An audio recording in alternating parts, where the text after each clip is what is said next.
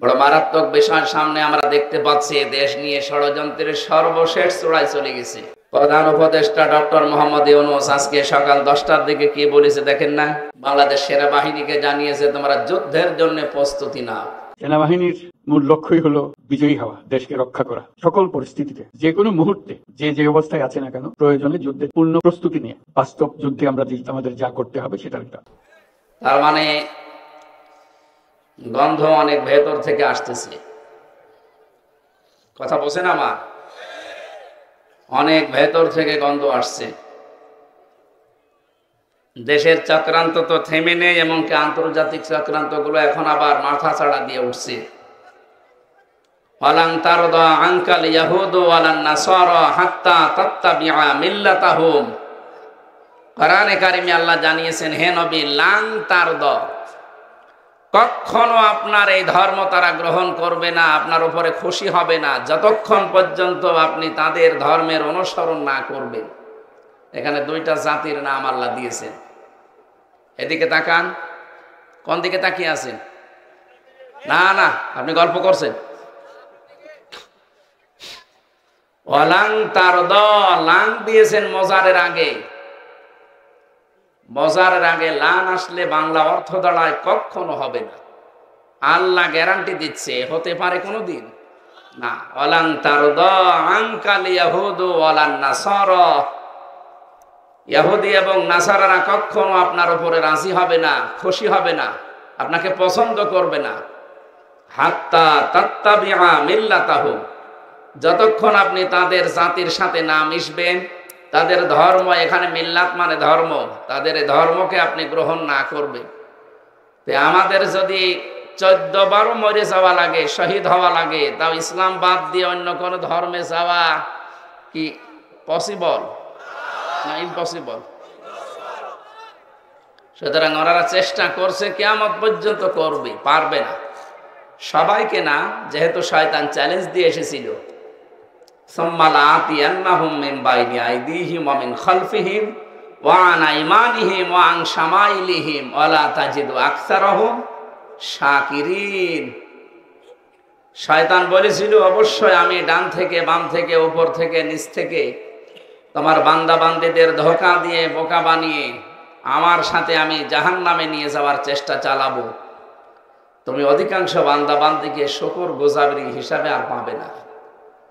আল্লাহ এত রেগে গিয়েছিলেন, সূরা আরাফের ভেতরে আছে, ক্বালা ফাখরুজ মিনহা, বের হয়ে যায় এখান থেকে, ফাইন্নাকা রাজিম, ধরে আমি রাজিম মানে কি, অভিশপ্ত করে দিলাম। কিয়ামত পর্যন্ত মানুষ নিজেরা অন্যায় করবে আর গালি দেবে তোকে। আপনি দেখেন, নিজে দোষ করে আর গাল দেয় কারে? শয়তান। লামান তাবিআকা মিনহুম লাআমলাআন্না জাহান্নামা মিনকুম আজমাইন। এরপরও যদি কেউ তোর অনুসরণ করে, আমি আল্লাহ নিজেও গ্যারান্টি দিয়ে দিলাম, লামে তাকিদ নুনে সাকিলা, অবশ্যই তোর সাথে তাদেরকেও আমি জাহান্নামে ফেলে দেব। বলেন নাউজুবিল্লাহ। তাহলে এই আয়াতগুলো থেকে প্রমাণ হচ্ছে শয়তান বসেনি, চেষ্টা চালাচ্ছে। আর শয়তান আমরা অনেকে মনে করি এটা শুধু জিনদের ভেতরে, না, শয়তান মানুষের ভেতরেও আছে। মিনাল জিন্নাতি ওয়ান নাস, মানুষের ভেতরে শয়তান নেই? মানুষ হয়ে যারা মানুষকে সম্মান দেয়নি, এই মানুষগুলো এক প্রকার শয়তান। যারা মানুষের সম্মান নষ্ট করে, এরা এক প্রকার কি বলেন? যারা অহংকার করে, এরাও শয়তান। যারা অপচয় করে, এরা শয়তানের ভাই। সরাসরি শয়তান না, শয়তানের ভাই। কোরআন শরীফের ভেতরে আপনি দেখবেন এই একটাই মাত্র গোনার কথা আছে, যে গোনা করলে মানুষ শয়তানের ভাই হয়ে যায়। ইন্নাল মুবাদদিরিনা কানু ইখওয়ানাশ শায়াতিন। তাছাড়া অন্যান্য এমন কিছু আছে যে অহংকার করলে আর শয়তানের ভাই না, সে নিজেই শয়তান হয়ে যায়। ক্বালা আনা খায়রুম মিনহু খালাকতানি মিন নার ওয়া খালাকতাহু মিন তিন। ও বলেছিল আমি ওর চাইতে ভালো। এই যে আমাকে আগুন দিয়ে বানিয়েছে, ওটা মাটি দিয়ে বানিয়েছে, ওর ভেতরে কোনো পাওয়ার নেই, ক্ষমতা নেই, শক্তি নেই। আর আমার ভেতরে পাওয়ার আছে, ক্ষমতা আছে। যে ক্ষমতার বড়াই করা, অহংকার করা, এটা শয়তানের স্বভাব। এইটা আমাদের দেশে অনেকের ভেতরে ঢুকেছিল, তারা তো বিদায় নিয়েছে, এখন আবার নতুন করে কারো ভেতরে ঢুকতেছে। ক্ষমতার অহংকার করা এটা কি মানুষের না শয়তানের? আরো জোরে বলেন তো। আপনি মনে করছেন না আমি শয়তান হব মানে আমি নামাজ পড়ি। আরে ভাই, আপনি কয় রাকাত নামাজ পড়েন? শয়তান কত সেজদা দিয়েছিল আপনি জানেন? আপনি বলেন আমার জ্ঞান আছে কোরআন হাদিসের, কি জ্ঞান রাখেন আপনি? শয়তান ছিল মুআল্লিমুল মালাইকা, ফেরেশতাদের সে শিক্ষক ছিল। জ্ঞান না থাকলে এমনি শেষ শিক্ষক ছিল। কোন দিক থেকে আমরা পেরে উঠবো না। তার সাথে হায়াতও আমাদের বেশি দিন না, 60-70 বছর আমরা বাঁচি, আর ও 950 বছর একাধারে শুধু সেজদাই গেছে। কত উপরে ছিল আমাদের বলেন? এই সমস্ত বাস্তবতার দিকে তাকালে শয়তান অনেক উপরে। আমার ভাইরা, এই জন্য যে ষড়যন্ত্র গুলো চলছে, আমার মনে হয় এখনই সতর্ক হওয়া লাগবে। ফ্যাসিবাদের কোন ষড়যন্ত্রে পা দিয়ে এই দেশে আর সফল হওয়া সম্ভব না। বিভিন্ন লাইনে ওরা আসতে চেয়েছিল, সবগুলো ওদের শেষ হয়ে গেছে। ওরা আনসারকে লাগিয়েছে, রিকশাকে লাগিয়েছে। এমন কোন জিনিস এই দেশে নেই যাকে ব্যবহার করে নাই, একটাও সফল হয়নি। কারণ দেশের মানুষ সব তখন এক ছিল। এখন ওরা চেষ্টায় আছে কি করে এদের ভেতরে ফাটল ধরানো যায়। এইটা নিয়ে যদি ওরা সফল হয়ে যায়, আবার কিন্তু আগের ওই অবস্থায় ফিরে যাওয়া লাগবে, তখন কব্বরে যেয়ে ঘুমানো লাগবে। এই 15.5 বছরে অনেকেই কবরের ভেতরেও রেখে রেখে রাত কাটিয়েছেন, আমি জানি। কেউ গাছতলায়, কেউ বাঁশতলায়, কেউ ধানের খেতে। কি বানিয়ে বললাম এটা? এই অবস্থা যায়নি? চাচা এরশাদ বলেছিল ঘরে থাকলে খুন, বাইরে থাকলে গুম হয়ে যাবে। এই অবস্থা আবার ফিরে আসুক আমরা চাই না। আমরা চাচ্ছি এ দেশটা শান্ত যখন হচ্ছে, শান্ত শুধু না, আমরা নিরাপত্তাও চাই। এটা বিঘ্ন করার জন্য অনেকে চেষ্টা চালাচ্ছেন, আপনার চেষ্টা কিন্তু সফল হবে না। ইহুদি খ্রিস্টানদের তাদের অনুসরণ না করলে তারা যেহেতু আমাদেরকে ভালোবাসবে না মন থেকে, এজন্য আমাদের এখন নিজের পায়ে নিজে দাঁড়াতে হবে।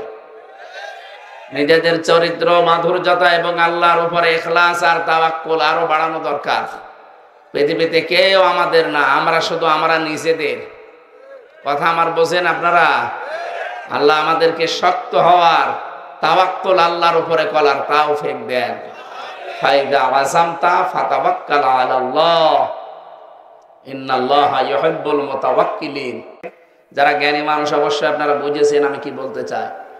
আল্লাহ তুমি আমাদেরকে এই কঠিন পরিস্থিতিতে অন্তত আরশ থেকে সাহায্য করো, বলেন আমিন।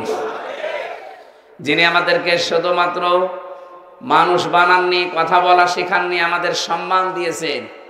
এই সম্মান নিয়ে আগামীতে কেউ যেন সিনিমিনি খেলতে না পারে, সেজন্য ঐক্যবদ্ধ হওয়ার এখনই দরকার। ঐক্যবদ্ধ মানে সারা দেশের সব মানুষ এক হওয়া লাগবে, বিষয়টা এমন না। আপনি 5 জন থাকেন কিন্তু ঐক্যবদ্ধ থাকা লাগবে। কথা বুঝতেছেন? নাই তো এই যে মানুষকে যারা সম্মান দেয় না, মানুষের সম্মান হানি করে, এটা আবার ফিরে আসবে।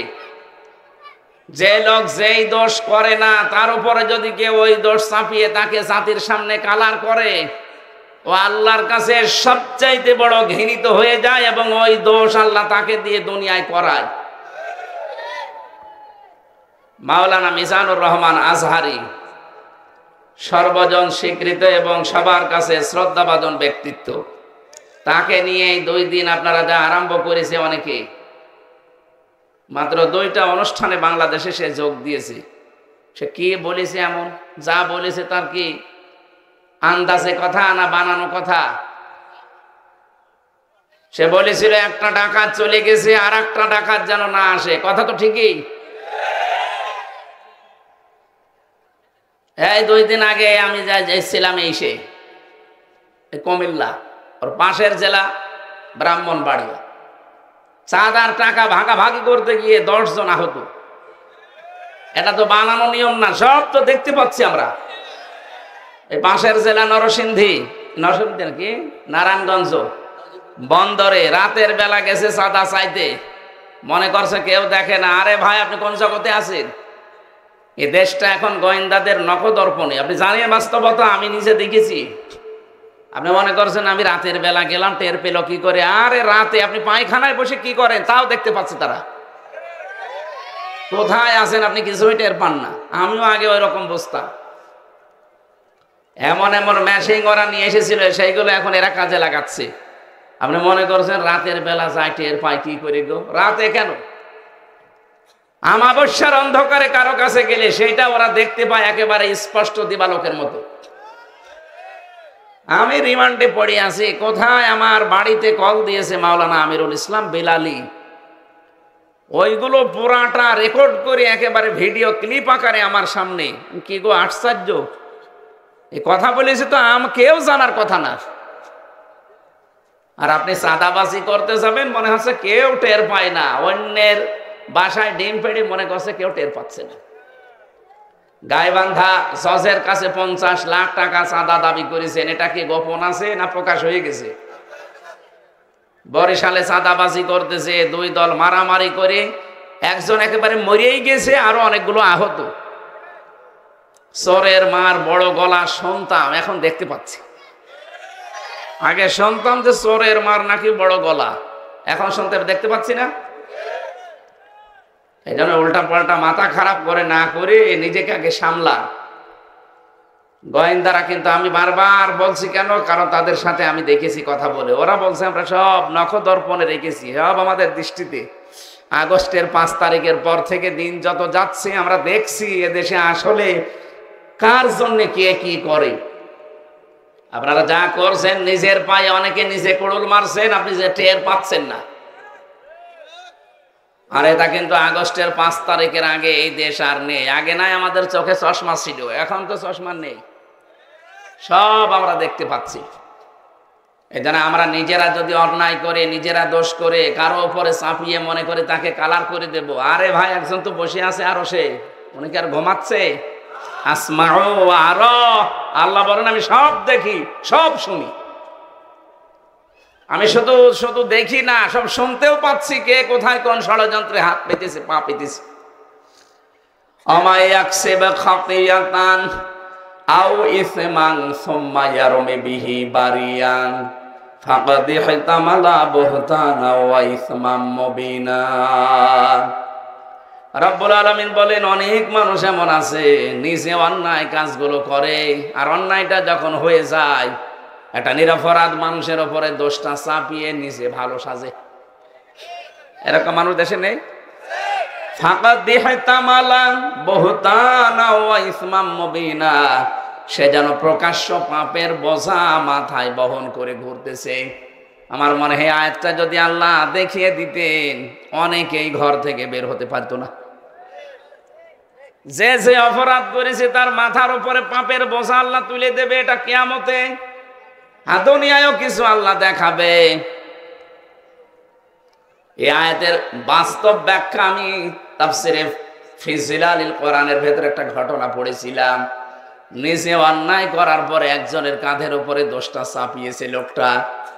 রব্বুল আলামিন ওই কাজ তাকে দুনিয়ার জীবদ্দশায় করিয়েছে, অপমান করেছে, তারপরে ওর মরণ হয়েছে। 15.5 বছর এইটাই চলছিল। নিজেরা অন্যায় করতো, আর কিছু হলেই ভালো মানুষের মাথার উপরে দোষটা চাপিয়ে দিত। আল্লাহ দেখেন পুরাটা এখন সুদে আসলে একেবারে শোধ নিয়ে নিচ্ছে। যা যা করেছিলেন 5 গুণ, সেটা আল্লাহ 15 গুণ করাচ্ছে। এখান থেকে যদি আপনার শিক্ষা না হয়, আপনি বুঝবেন আপনার কপালে আর হেদায়েত বলে কিছু নেই। আমরা এখনই সাবধান হওয়ার চেষ্টা করছি। এ মাহফিল দিয়েছে ওই কারণে আমরা যেন সতর্ক থাকি। আল্লাহ পাক আমাদেরকে যদি সতর্ক না করেন, বিশ্বনবী মুহাম্মদ রাসূলুল্লাহকে আল্লাহ সতর্ককারী হিসাবে পাঠিয়েছিলেন, বাশীরা ওয়া নাযীরা। একদিকে তিনি যেমন সুসংবাদ দিতেন, আর একদিকে সতর্ক করতেন। কথা বলেন ঠিক কিনা? নবী যদি এখন থাকতেন, আমাদের কাজকর্ম দেখে তিনি সতর্ক করতেন।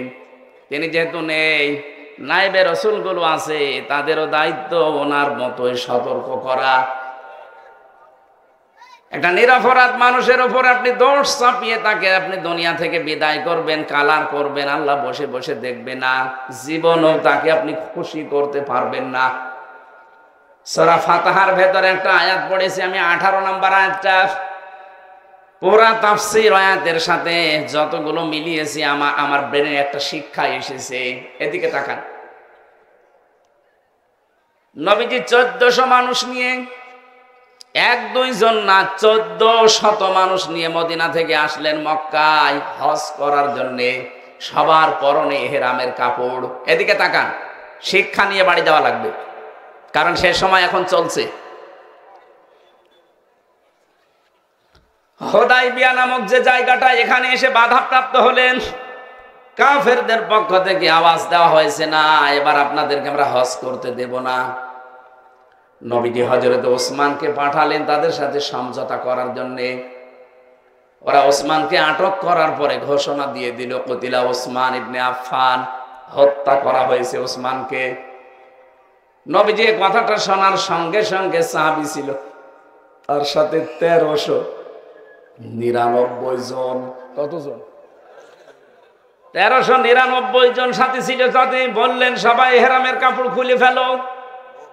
বাংলার মুসলমানেরা, নবী কি জানতেন না যে ইহরামের কাপড় খুলে ফেললে হজ নষ্ট হয়ে যাবে? জানতেন না? তিনি বললেন সব কাপড় খুলে সাধারণ কাপড় পরিধান করো। রোজা রেখেছে, বললেন রোজা ভঙ্গ করে ফেলো, পরবর্তীতে রোজা রেখে দেওয়া যাবে। 2টা ফরজ বিধান তিনি ছেড়ে দিলেন, হজ এবং রোজা। কথা বলেন না কেন? কি করার জন্য ছাড়লেন? আল্লাহর নবী ডাক দিয়ে বললেন, সাহাবীরা এসে গাছটা দেখা যায়, এটা বাবলা গাছ। আমি হাত রাখলাম, আমার হাতের ওপরে তোমরা 1399 জন হাত দাও।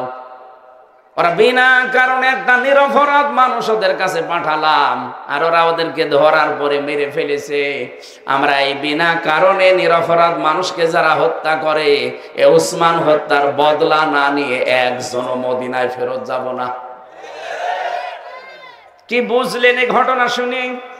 এতটুকু আল্লাহ শেষ করেননি। নবীজি বলেন, একটা পরে একটা যখন হাত দিচ্ছিলেন, হঠাৎ করে আমার কানের কাছে জিবরাইল এসে একটা আয়াত শোনালেন, লাকাদ রাদিয়াল্লাহু আনিল মুমিনিন।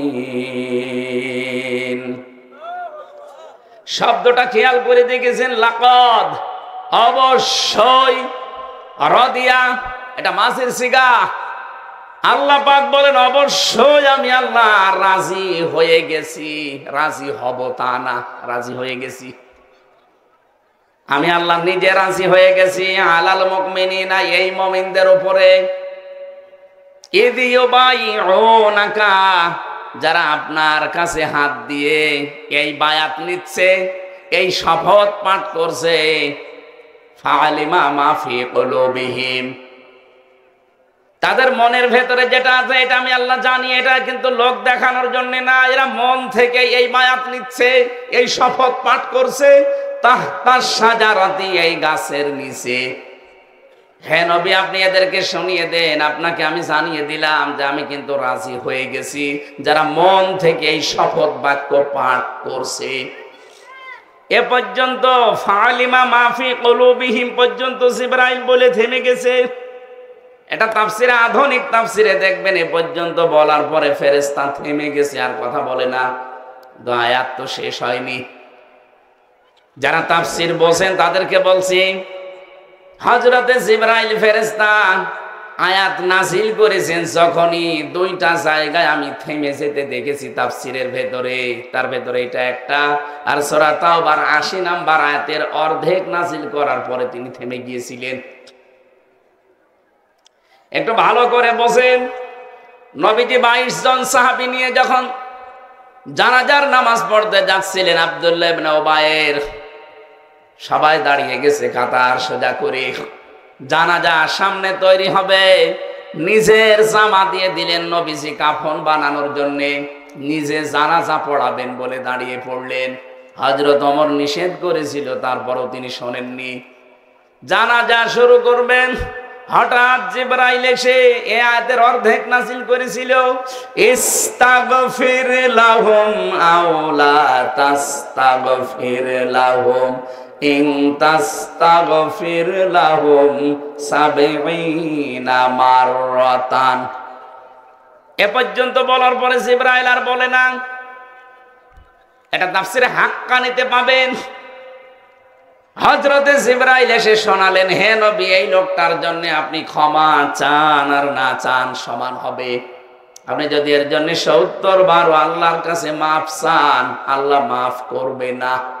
এ পর্যন্ত বলার পরে নবীজি বলেন, আমি মনে মনে সিদ্ধান্ত নিচ্ছিলাম যে ৭০ বার যদি আল্লাহ মাফ না করে, আমি এই লোকটার জন্য ৭১ বার মাফ চাবো।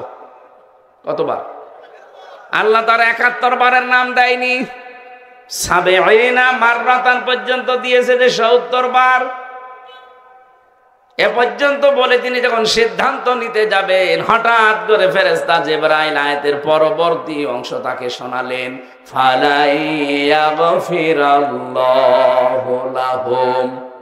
ইয়াগফির মোজারে বর্তমান, ভবিষ্যৎ, প্রেজেন্ট, ফিউচার। এর আগে আছে লান, এর আগে আছে ফা। ফেরেশতা জিবরাইল বলে, হে নবী, আপনি কার জন্য ৭১ বার মাফ চাবেন বলে আপনি প্রস্তুতি নিচ্ছেন?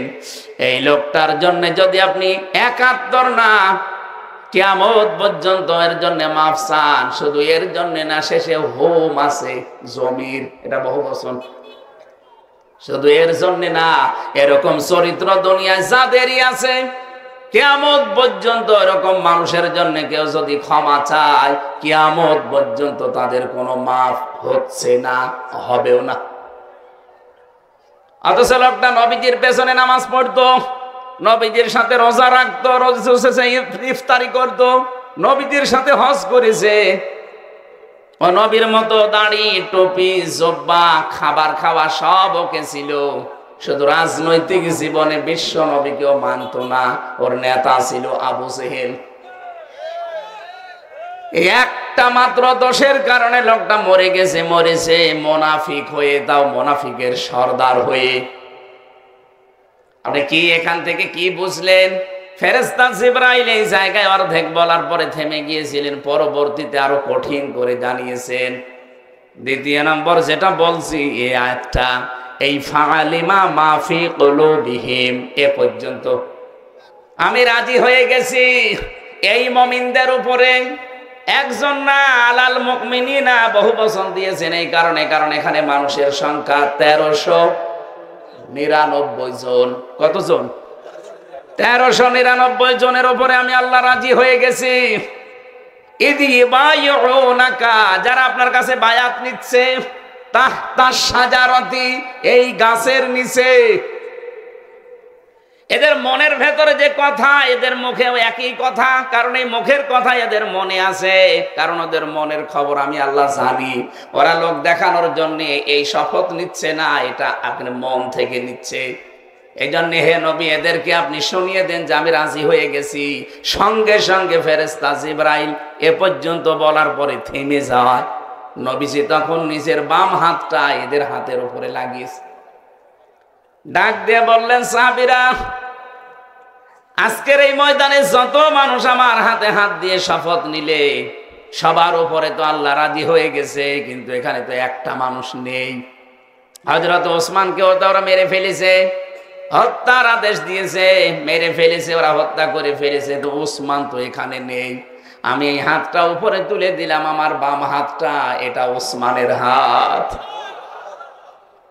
আল্লাহ পাক যেহেতু আজকের এই দলের উপরে, জামাতের উপরে, এই বায়াতের উপরে যেহেতু রাজি হয়ে আয়াত নাযিল করেছেন, কয়েকটা সুসংবাদ এবার জিবরাইল শোনালেন। ফানজালাস সাকিনাতা আলাইহিম, হে নবী, আল্লাহ পাক এই দলের উপরে, এই বায়াতের যারা আছে তাদের উপরে শান্তি প্রশান্তি নাযিল করবেন। এতটুকুই শেষ করেননি, পরে আর একটা শব্দ জুড়ে দিয়েছেন, ওয়া আসাবাহুম ফাতহান করিবা। হে নবী, আপনাকে একটা নিশ্চিত এবং নিকটবর্তী বিজয়ের সুসংবাদ আল্লাহ দিচ্ছেন। তাফসিরে মুফাসসিরিন ইকরাম শিক্ষা বের করেছেন। এবার তাকান, একটা নিরপরাধ, একটা বিনা কারণে নিরপরাধ মানুষকে তারা অত্যাচার করে মেরে ফেলবে। নবীজি এজন্য সিদ্ধান্ত নিয়েছিলেন যে 1399 জন আছো, একজনও মদিনায় যাওয়া যাবে না এই হত্যার বিচার না করা পর্যন্ত। ওরা এই কথা আছে, এই খবর পেয়েছে যে মোহাম্মদ শপথ করাচ্ছে যে প্রতিশোধ না নিয়ে বাড়ি যাবে না। ওরা ভয়তেই হযরত ওসমানকে ছেড়ে দিয়েছে। সুবহানাল্লাহ বলেন, আলহামদুলিল্লাহ বলেন, আল্লাহু আকবার বলেন, যাই বলেন। কি নিয়ে যাবেন আজকে এখান থেকে?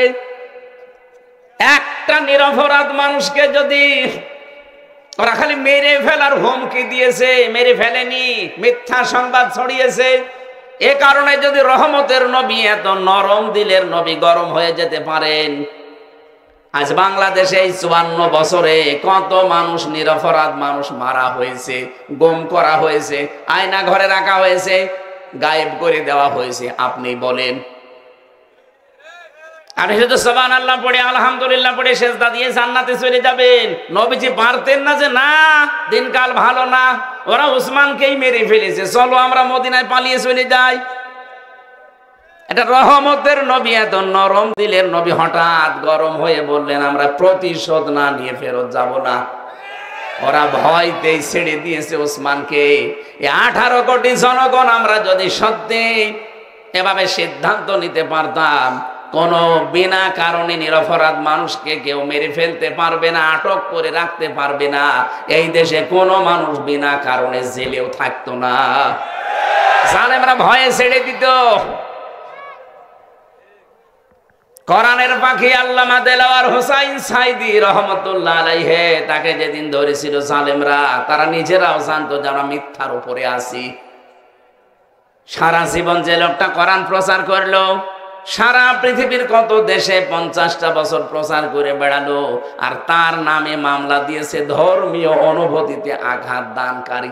শয়তান পর্যন্ত হাসে। যে লোকটা ধর্ম প্রচার করে বেড়ায়, তার নামে দিয়েছে ধর্ম অবমাননাকারী। আপনি নবীজির এই ঘটনার সাথে মিলান, আমার মনে হয় মিলে যাবে। নবীজি এসেছে আল্লাহর নবী হজ করার জন্য, আর ওরা বলছে না আল্লাহর ঘর আমরা তাওয়াফ করতে দেব না। যিনি মালিক তারই কোনো খোঁজ নেই, ভাড়াটিয়া ছাড়া তারাই মনে হচ্ছে মাতুব্বর। যারা আল্লাহকে বিশ্বাস করে না, মানে না, শুধু ব্যবসার কারণে কাবা ঘরকে দেখে রাখে এই কাফেররা। ওই সময় কাবা ঘরকে তারা রক্ষণাবেক্ষণ করতো, দেখে রাখতো, হাজিদেরকে পানি পান করাতো ব্যবসার কারণে। আবু জেহেলের লোকজন, কারণ এখান দিয়ে ব্যবসা করা যায়। আর যিনি মালিক এই কাবার, তার রসুলকে তারা হজ করতে দেয় না। যারা ইসলামের ধারক বাহক, ইসলামের প্রচারক, তাদের নামে মামলা দেওয়া হয় এমন যারা ইসলাম ধ্বংস করতে চায়। বাস্তবতা যেই দাঁড়িয়েছে, এই দেশে যদি সত্যি কোন নিরপরাধ মানুষের উপর এরকম আন্দাজে কোন দোষ চাপিয়ে দেন, আমরা যদি আল্লাহর সাকিনা চাই, আল্লাহ পাকের যদি নিকটবর্তী বিজয় দেখতে চাই, এখন আর দল মত দেখা যাবে না, ঐক্যবদ্ধ হওয়া লাগবে এই নিয়তে।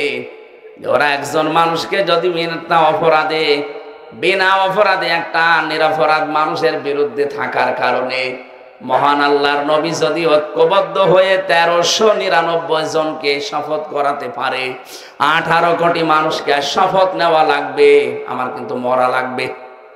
কথা বলেন না কেন? নিরপরাধ কোন মানুষের ক্ষতি এই দেশে যদি হয়, আমার সব কিছু পেছনে আল্লাহ নষ্ট করে দিবে। সুতরাং এটা ঠিক রাখার জন্য ঐক্যবদ্ধ এই মুহূর্তে হন। এই দেশে আর কোন নিরপরাধ মানুষকে আমরা ক্ষতি করতে দেব না, সে যেই হোক। আমার আদর্শের সাথে তার মিল নেই, আমার দলের সাথে মিল নেই, আমার মতের সাথে মিল নেই, আন্দাজে এক দোষ তার উপরে চাপিয়ে দেব, অথচ নিজে আমি ওই দোষে দোষী। এক কথা বলে না কেন? আর যদি সত্যি আমরা শক্ত হতে পারতাম নবীজির মতো, এটিএম আজহারুল ইসলামকে ওরা 17 বছর আটক করে রাখতে পারতো না, ভয়তে ছেড়ে দিত। আমরা তো ইসলামের কাছে নেই, আমরা আছি শুধু লা ইলাহা ইল্লাল্লাহ, কাউকে কিছু বলবো না, যে যা করছে করুক গা। আর নরসিংদীর মুসলমানেরা, আমার তো মনে হয় আমি এখান থেকে কি নিয়ে আসতে চেয়েছি আপনারা বুঝেছেন।